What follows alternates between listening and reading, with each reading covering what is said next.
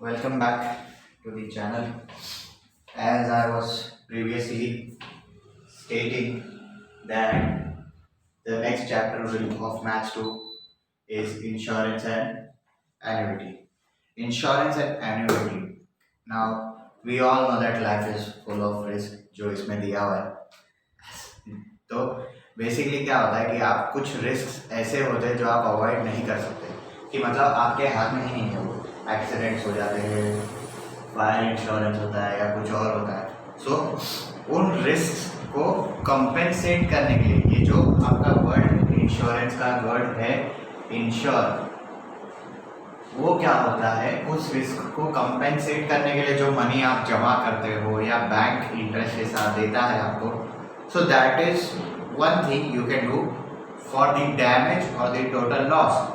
जो आपका basically normally accidental insurance होता है. अगर आपकी गाड़ी ठोक देते हो आप, तो समझो आपकी गाड़ी का इंश्योरेंस है, तो गाड़ी कितने की है और गाड़ी का लॉस कितना होता है, उसके परसेंटेज पे, उसके रेशियो पे बेस्ड आपको इंश्योरेंस का उतना क्लेम मिलता है.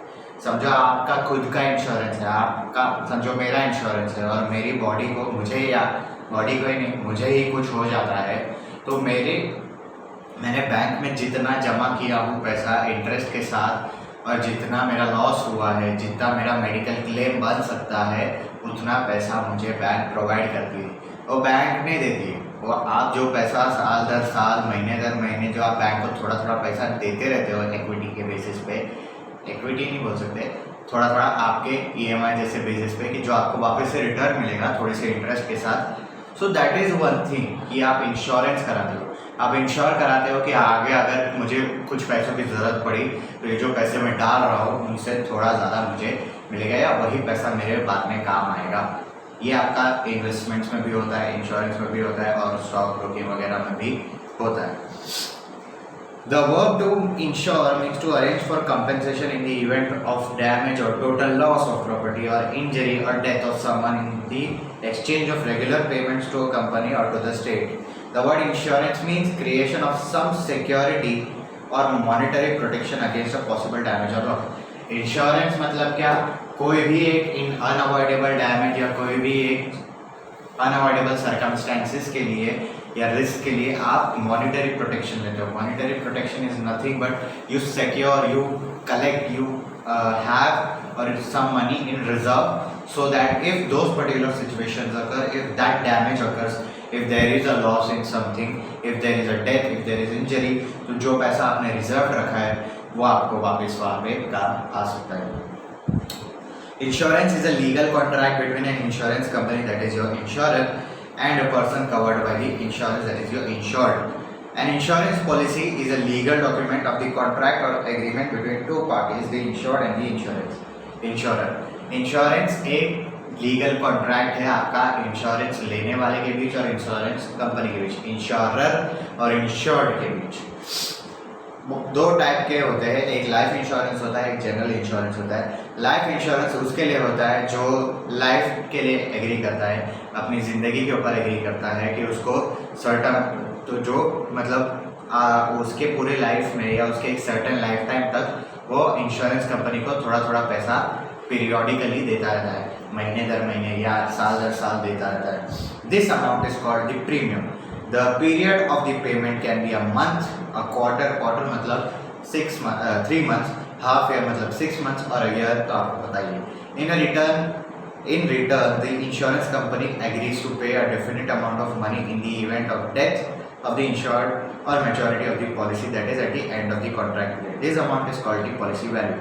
मतलब अभी मैं अगर अपने लाइफ का इंश्योरेंस कराता हूँ तो मैं अपने लाइफ टाइम तक, मैं अपने एक पर्टिकुलर सेट ऑफ ईयर्स तक वो पैसा ईयरली, क्वार्टरली, मंथली या हाफ ईयरली कुछ पैसा उस पर्टिकुलर प्रीमियम में डालता रहूँगा, और फिर बाद में अगर मुझे वो पैसा चाहिए तो मैं यूज़ कर सकता हूँ कोई भी अनअवॉइडेबल सर्कमस्टांसेस पे बेस्ड, या तो फिर अगर वो पॉलिसी मैच्योरिटी बेसिस पे आ जाती है कि मतलब कॉन्ट्रैक्ट उसका ख़त्म हो सकता है, तो मैं वो पैसा वापस से ले सकता हूँ. ये आपका लाइफ इंश्योरेंस पे बेस्ड है. General insurance covers all types of insurance except life insurance. General insurance सारी चीज़ें करता है, जनरल लाइफ की चीज़ें कवर करता है जो unavoidable circumstances, but life insurance नहीं कवर करता। लाइफ इंश्योरेंस को, लाइफ के इंश्योरिटी को छोड़ के बाकी सब चीज़ों को कवर करता है। General insurance allows a person to insure properties like buildings, factories and godowns containing goods against a possible loss due to fire, flood, earthquake, etc. Vehicles can be insured to cover the risk of possible damage due to accidents. ये सब मैं अभी आपको बता चुका हूँ। All contracts of general insurance are governed by the principle of indemnity. It states that an insured may not be compensated by the insurance company in an amount exceeding the insured's economic loss. As a result, an insured person cannot make profit from an insurance policy. Indemnity ये ऐसा चीज़ है कि समझो आपकी एक दुकान है, आप दुकान का इंश्योरेंस कराते हो, दुकान की वैल्यूएशन जितनी है, दुकान जितनी वैल्यू की है उससे ज़्यादा का अगर लॉस होता है तो इंडेमनिटी के हिसाब से आपको इंश्योरेंस कंपनी को पैसा नहीं देगी, मतलब आपको इंश्योरेंस पॉलिसी से कोई प्रॉफिट ही नहीं होगा। So that is one thing और one drawback for a basic common man. अगर कोई अनअवॉइडेबल सर्कमस्टेंस होता है जिसमें उसको बहुत ज़्यादा पैसा चला जाता है कंपेयर टू उसकी कंपनी या दुकान या उसकी चीज़ की जो वैल्यू होगी वो, तो उस पर आपको इंडेमनिटी क्लॉज लग जाता है। अब fire, marine and accident insurance ये सब आपके एक्सरसाइज 2.1 में। फायर इंश्योरेंस उस बेसिस को होता है कि अगर आपके कोई भी चीज़ को, दुकान हो, गाड़ी हो या कुछ भी हो, उसको आग लग जाती है, जिसका आपने इंश्योरेंस कराया उसको आग लग जाती है, तो जितना लॉस हुआ है इनटू, मतलब उसमें क्या है, claim is equal to loss into policy value upon property value. This is the claim. Claim क्या होता है? क्लेम वो चीज होती है जो आपको कंपनी इंश्योर करती है। Ensure value of damage is called loss. जितना आपको उस पर्टिकुलर चीज पे जो इंश्योर की है आपने, उस पर आपको मॉनेटरी डैमेज जितना होता है उसको लॉस कहा जाता है। And the amount that the insured can demand under the policy is called claim. समझो मैं 5 लाख की चीज़ रखता हूँ, 5 लाख की, समझो मेरे पास एक गाड़ी है, होती नहीं है आजकल पर फिर भी 5 लाख की एक गाड़ी है। 5 लाख की गाड़ी को लॉस होता है 3 लाख का। ये लॉस कि 3 लाख उस पर, उसके ऊपर खर्चा है। मैं जितना कंपनी से डिमांड कर सकता हूँ कि मैं जितना कंपनी से पैसा ले सकता हूँ वो मेरा क्लेम है कि मुझे इतना पैसा चाहिए या मेरा इतना पैसा लेने का हक बनता है। That is my claim. Accidental insurance. Accidental insurance अभी मैंने बताया आपको कि accident insurance allows ensuring vehicles like cars, trucks, 2 wheelers etc. against to a vehicle due to accident. This policy also covers the liability of the insured person to third parties involved in the accident. The period of such policies is 1 year. Car का insurance 1 year के लिए ही होता है ज़्यादातर। आपका जो fire damages का है इंश्योरेंस वो आपका भी 1 ईयर का होता है और उसका जो प्रीमियम होता है वो परसेंटेज के बेसिस पे होता है कि इतना इतना सेट ऑफ परसेंट वैल्यू उस पर ये प्रीमियम लग सकता है। Marine insurance covers goods, freight, cargo etcetera against loss और damage during transit by road, rail, sea और air. Shipments are protected from time they leave the seller's warehouse till the time they reach the buyer's warehouse. Marine insurance offers complete protection during transit goods and compensates in the events of any loss. The party responsible for insuring the goods is determined by the sales contract. The amount of claim is collected by the same method that is used in the case of fire insurance. इसमें क्या होता है, assume करो कि आपने कुछ set of paintings है जो बहुत लाखों बिलियंस में बिकती है, लाखों तो बहुत कम हो रहा हो। सो कुछ सेट ऑफ पेंटिंग्स है जो आप बाय एयर ट्रांसपोर्ट कर रहे हो, एयर ट्रांसपोर्ट कर रहे हो और सडनली अनफॉर्चुनेट न्यूज़ आती है कि वो प्लेन क्रैश हो गया। क्रैश हो जाएगा तो उसके अंदर जो पेंटिंग्स है, उसके अंदर जो आर्ट है वो भी खराब हो जाएगा। तो उस आर्ट की रिस्पॉन्सिबिलिटी भले ट्रांसपोर्ट वाला लेता है, पर अगर वो आर्ट इंश्योर्ड है मरीन इंश्योरेंस के थ्रू तो उस आर्ट की जितनी वैल्यू होगी उसका क्लेम इंश्योरेंस कंपनी देगा। There is never a thing, not never, there isn't a thing that अगर जो ट्रांसपोर्ट करा था वही पैसा देगा। बट अगर उस पर्टिकुलर ट्रांसपोर्ट के बेसिस पे उस पर्टिकुलर आर्ट का, उस पर्टिकुलर पेंटिंग का मरीन इंश्योरेंस है, उस पर्टिकुलर ट्रांसपोर्ट का मरीन इंश्योरेंस है, तो उसकी क्लेम्ड वैल्यू आपको मिलेगी। ऐसा नहीं होगा कि वो आपको एक्ट ऑफ गॉड बोल देंगे और ये अलग हो जाएगा। Late me just give you one life advice कि ये कभी नहीं होगा कि आपको कोई भी इंश्योरेंस आसानी से मिल जाएगा। ये इतना याद रखो कि आपकी जो लॉ फर्म्स होती है, जो आप लॉयर के थ्रू या खुद जाके इंश्योरेंस करा रहे हो, आपको भी पैसा चाहिए, इंश्योरेंस कंपनी को भी पैसा रखना है, और आपका लॉयर जो उसको भी पैसा भरना है। तो ऐसा कभी नहीं होगा कि आप जाओगे और आपको इंश्योरेंस आसानी से मिल जाएगा। सो ये सब सिर्फ बुक में होता है, अलग और सेट ऑफ रूल्स बहुत होते हैं जो आपको ध्यान में रखने चाहिए अगर आप आगे जाके और इंश्योरेंस के बारे में या फाइनेंस के बारे में पढ़ोगे तो आपको समझेगा। Till then take a good look. Good look जैसा तो कुछ नहीं है। So we move to the exercise part.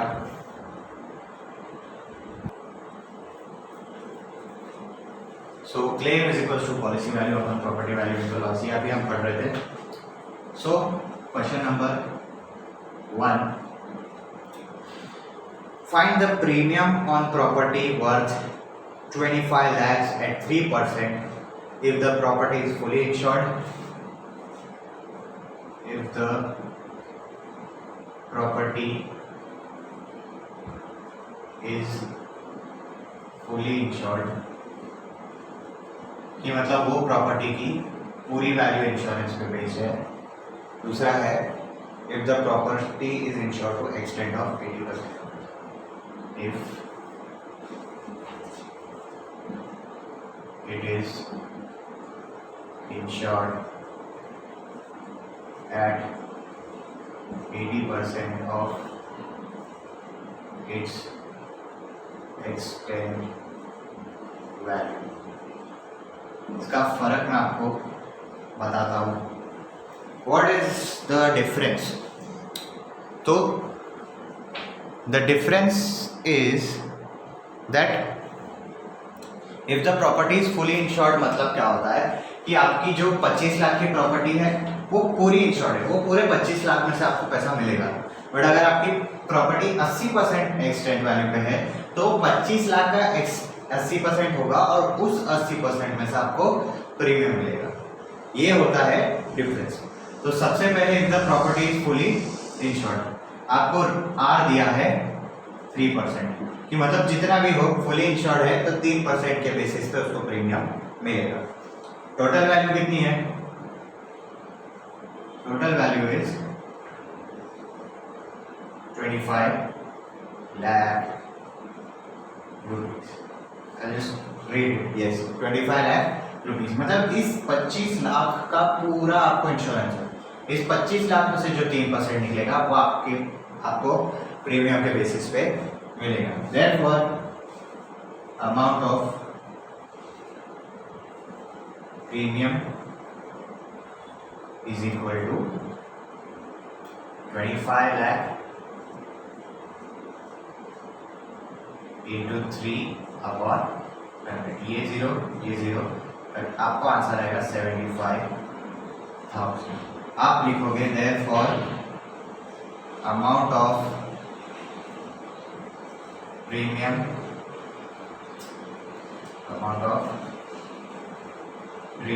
is equal to 75,000 rupees. Next is if it is insured at 80% of extent of value. Now let me just give you the rough idea. 25 lakh fully insured, 80% मतलब आप 25 लाख का पहले 80% निकालोगे।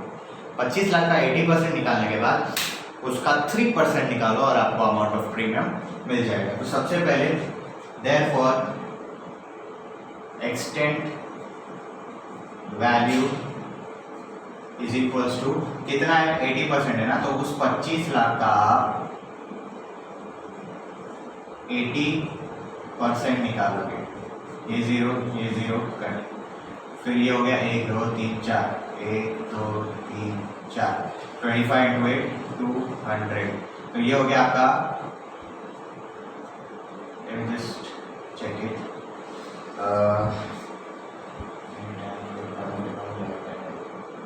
Okay 20 lakh आपका 20 लाख आपका इसका 80% के बाद इसमें से जो 3% निकलेगा वो आपका अमाउंट ऑफ प्रीमियम आएगा. Amount of premium is equals to 20 lakh into 3/100. ये दो जीरो कट 1 2 3 4 1 2 3 4 60,000 रुपीज आपको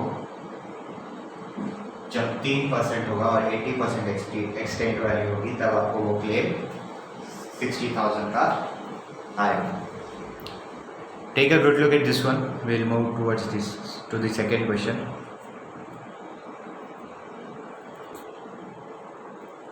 Question number 2.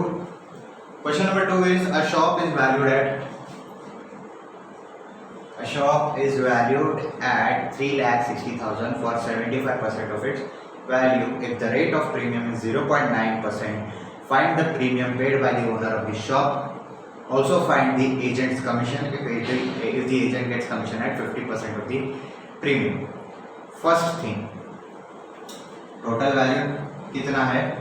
3,60,000. Total value is 3,60,000 rupees. इस 3,60,000 की 75% वैल्यू पे उसको प्रीमियम मिलेगा 0.9%. आप लिखो R इज इक्वल टू 0.9%. तो आपको क्या है 75% निकालना है. Therefore 75% of total value is equals to 3,60,000 into 75/100. 3,60,000 into 75/100. ये 325 जा, ये 425 जा, ये 4 1s जा, ये 4 9s जा 36. 1 2 3 4 1 2 3 4. This gives you therefore 75% of total value. ये 75% ऑफ टोटल वैल्यू क्या है? ये 75% ऑफ टोटल वैल्यू आपकी पॉलिसी वैल्यू. पॉलिसी वैल्यू मतलब क्या कि इस पर्टिकुलर वैल्यू पे आपको उसका पॉलिसी जनरेटेड है. 75% वाली वैल्यू पे आपने इंश्योरेंस पॉलिसी कराया है. Policy value is equal to 3 9s are 27 1 2 3 4 1 2 3 4 units times 100,000 10,000 lakh 2,70,000 rupees. Now what you have here 75% of total value मतलब पॉलिसी वैल्यू है. अब आपको क्या करना है? इसका प्रीमियम निकालना है. प्रीमियम का रेट कितना है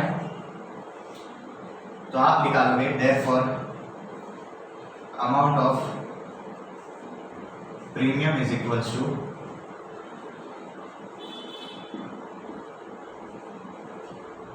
2,70,000 into 0.9/100. इसको मैं क्या करूँगा 2,70,000 into 0.9 को 9 लिख दूंगा. नीचे यहाँ पे 1000 लिख दूंगा. ये आपको समझ जाना चाहिए कि बेसिक डेसिमल हटाने की वो है. This gives you 9 0s are 0 9 7s are 63 9 2s are 18 18 plus 6 8 plus 6 14 2430 rupees. तो आप उसको 75% टोटल वैल्यू के 0.9% का प्रीमियम है जो उसको 2,430 रुपीज मिलेगा. अब क्या है एजेंट का कमीशन भी है. एजेंट के कमीशन का रेट कितना है? Rate of commission is equal to 15%. मतलब वो जो प्रीमियम मिलेगा उसको उसका भी 15% कमीशन में एजेंट को जाएगा. So therefore amount of commission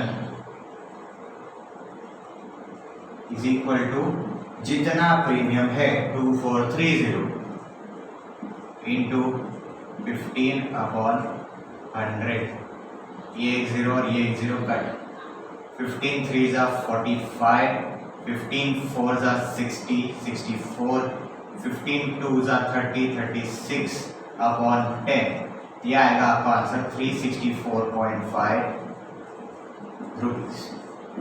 मतलब रेट ऑफ कमीशन 15% है, तो आपका premium paid is 2430 rupees and the amount of commission the agent gets is 364.5 rupees. Let's move to the third question. Next is the third question. Third question is a person insures his office at 5 lakh rupees for 80% of its value. First is value of office कितनी है? 5 लाख। उसका insurance कितने extent पर है? उसके 80% है। Therefore policy value मतलब कि इस 5 लाख का 80% में से ही उसको प्रीमियम मिलेगा। Policy value is equal to how much? 5 lakh into it's 80%, मतलब 80/100। ये तो zero cut, 1 2 3 4, 1 2 3 4, 5 8 40. This gives you 4 lakh rupees. For policy value कितनी है? 4 lakh rupees.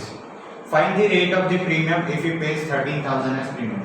अब आप रेट ऑफ प्रीमियम निकालोगे, आपको प्रीमियम कितना दिया है उसमें वो पता है, पर कितना परसेंट दिया है वो नहीं पता है। आप लिखोगे therefore amount of premium is equal to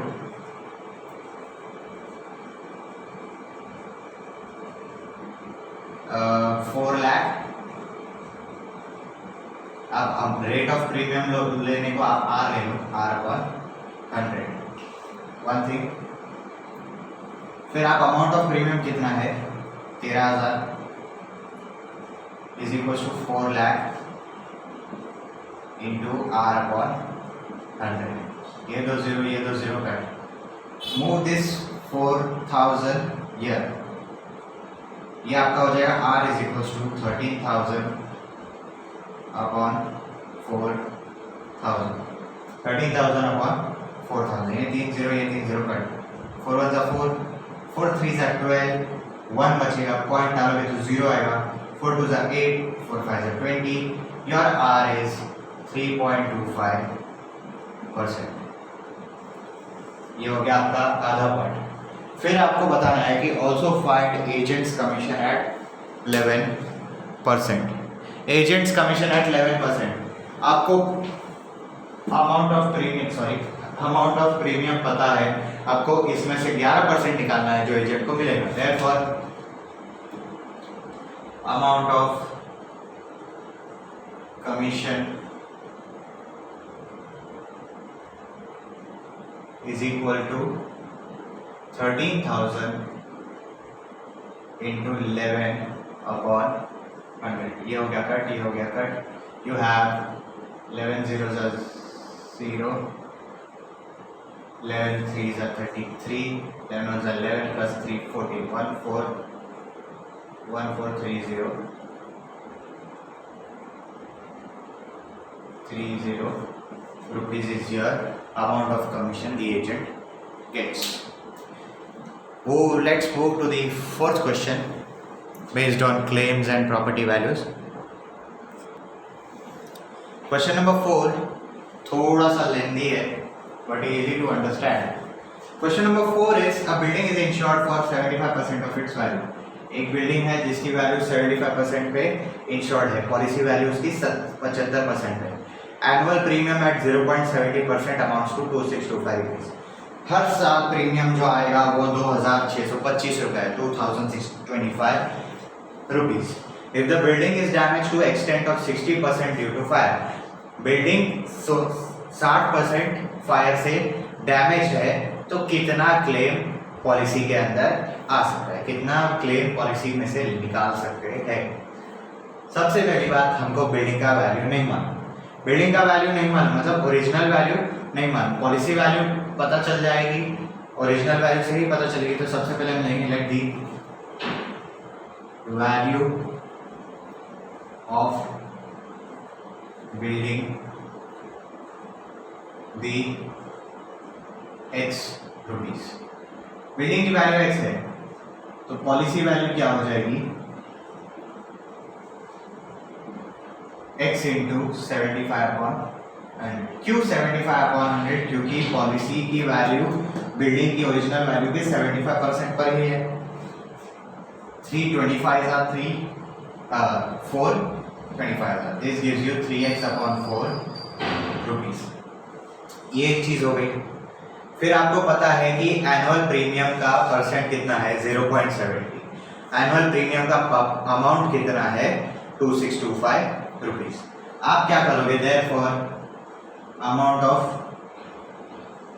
premium कितना आएगा, जितना पॉलिसी में से आप परसेंट निकालोगे वो, मतलब कितना, 3x/4 इंटू एनुअल परसेंट कितना है, 0.70 0.70/100 और यहाँ पे अमाउंट कितना है, 2625 is equals to 3x/4 into 0.70/100। Now let me just give you this। आप x आइसोलेट कर दो, x क्या होगा, जितनी चीजें नीचे थी वो ऊपर आ जाएंगी। 2625 इंटू 4 इंटू 100/3 नीचे आ जाएगा, 0.70 नीचे आ जाएगा। 6 + 2 8 8 + 7 15 ये हो जाएगा। 3 1s are ये 3 8s are 24 3 7s are 21 3 5s are 50 875 into 4/100। आगे मैं अगर करने जाऊंगा ये हो जाएगा 875 into 4 into 100 को मैं लिख रहा हूँ 10,000 अपॉन, क्योंकि यहाँ पे मेरे को डेसिमल हटाना है या 1000 ही लिख देता हूँ, तो यहाँ पे 7 आ जाएगा। 7 आ गया, 7 1s are 7 7 1s are 7 1 बचेगा, 7 2s are 14 3 बचेगा, 7 5s are 35 125 into 4 gives you 5 5s are 25 5 5s are 10 11 12 okay 125 7 125 4820 4 into 125 4 5s are 20 4 2s are 9 10 4 1s are 4 5 125 to 4 gives you 500 into this 1000 which gives you 5 lakh rupees. मतलब building का original value 5 lakh rupees है। Policy value क्या होगा, इस 5 lakh rupees का 75%।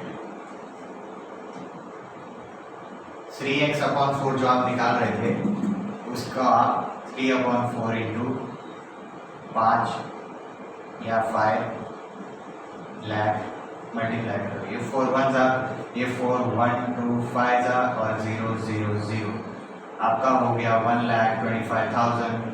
3 0s are 0 3 0s are 0 3 0s are 0 3 5s are 15 3 2s are 6 7 3 1s are 3 3,75,000 rupees उसका policy value है। 5 लाख उसका प्रॉपर्टी वैल्यू है। आपको क्या फाइंड आउट करना है, क्लेम में कितना पैसा आ सकता है, पर आपको पहले डैमेज भी निकालना है। डैमेज 60% का हुआ है, डैमेज टोटल वैल्यू में से 60% का होगा ना, डेफिनेटली जितने की बिल्डिंग है उतने का ही होगा। डैमेज कितना होगा, 5 लाख में से जितना 60% गया रहेगा वो ये कट और ये कट बचेगा आपका 6 5s are 30 1 2 3 4 30 और 4 0 हो जाएगा आपका 3 लाख रुपीज का जो डैमेज होगा। क्लेम कितना होगा, फिर क्लेम का फॉर्मूला क्या है, policy value upon property value into loss. तो अभी आप देखोगे पॉलिसी वैल्यू कितनी है, 3,75,000। प्रॉपर्टी वैल्यू कितनी है, 5 लाख। लॉस कितना हुआ है, 3 लाख। सो ये 5 0 ये 5 0 कट हो गया, 5 0 कट हो गया। 5 1 जा 5, 5 7 जा 35, 35 हो गया, 2 बचा, 5 5 जा 25 और ये हो गया आपका 75,000। 75,000 हो गया। 73 इंटू 75 करोगे तो क्या आएगा आपको 225, 225 और ये 1 2 3 0, 1 2 3 आपका हो गया 2,25,000 रुपया। क्लेम कितना आएगा 2,25,000 रुपये का और डैमेज कितना है 3 लाख का। जैसा मैंने आपको बताया कि नॉट नेसेसरी हमेशा इंश्योरेंस के वक्त आपको प्रॉफिटेबल मनी ही आए, अब कभी कभी लॉस वाला मनी भी आएगा और हमेशा ज़्यादातर केसेस में ऐसा ही होता है। Take a good look at this one, we'll go forward to the last question of the day.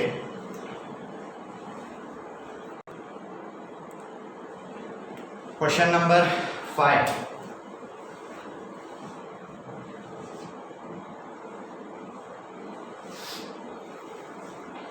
A stock worth 7 lakh was insured for 4,50,000. Fire burned the stock worth 3 lakh completely and damaged the remaining stock to the extent of 75% of its value. What amount can be claimed under the policy? सबसे पहले total value कितनी थी 7 lakh. Damage कितना हुआ total, पूरा कितने का, पूरा स्टॉक कौन सा डैमेज हो गया जितना 3 लाख का था। 7 लाख में से 3 लाख का स्टॉक पूरा डैमेज हो गया, रिमेनिंग वैल्यू कितनी हो गई 7 lakh minus 3 lakh gives you 4 lakh rupees। One thing remaining value आ गई, फिर आपको बोला है इतना भी बचा हुआ जो है उसकी 75% वैल्यू कम हो गई, देयरफॉर आपका आएगा डैमेज टू रिमेनिंग